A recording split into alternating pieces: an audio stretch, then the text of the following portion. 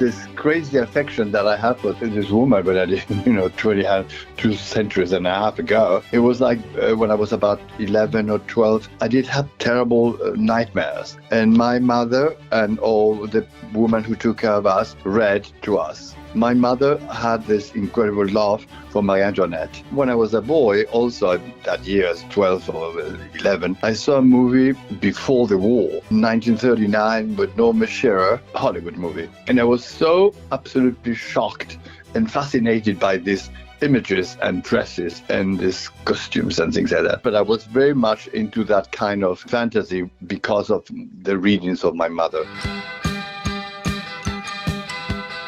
Marie Antoinette was a milestone because I was asked to do it. They knew possibly that I was mad about Marie Antoinette because I always say so. So I never sort of asked myself to do this thing. I was asked, invited.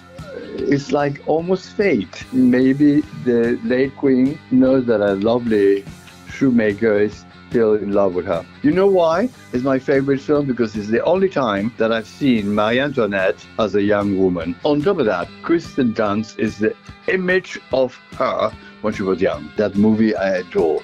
And last night I was to Sofia saying, Manolo, you really have to stop this. No, Sofia, I'm going to just stop from now on. I'm going to be futuristic.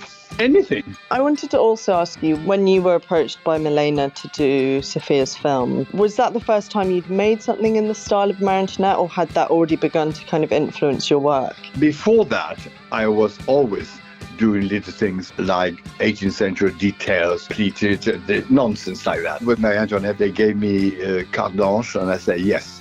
And she said to me, one thing I remember, I say, don't be too academic, Manolo. But Sofia said, do whatever you want to do.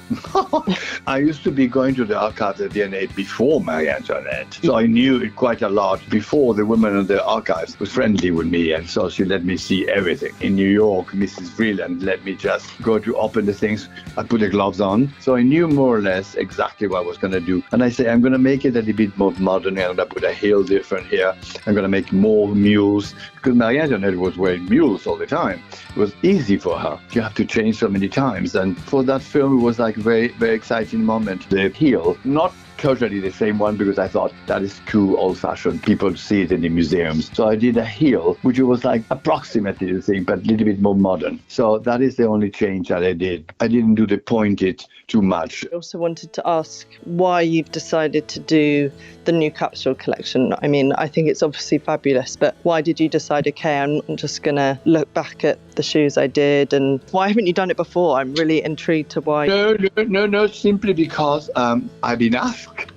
Also, by the people we can do something for nowadays, taking advantage of the exhibition and blah, blah, blah. So I say, yes, okay, let's going to do something. You can wear whatever you want to do, any way you want to do. It's no kind of etiquette. It's no kind of rules. This is what I like about fashion. Where did those colours come from? It comes from that wonderful picture of the flower, Vigée-Lebrun picture, that is like they called Mona Lisa of Versailles. And that one is the colors, more or less the colors of that painting. That is what I did on that. And the silks, they're just like Lyon silk. Mind you, probably the Chinese silks woven in Lyon, painted with a rose, is beautiful. And I have that color.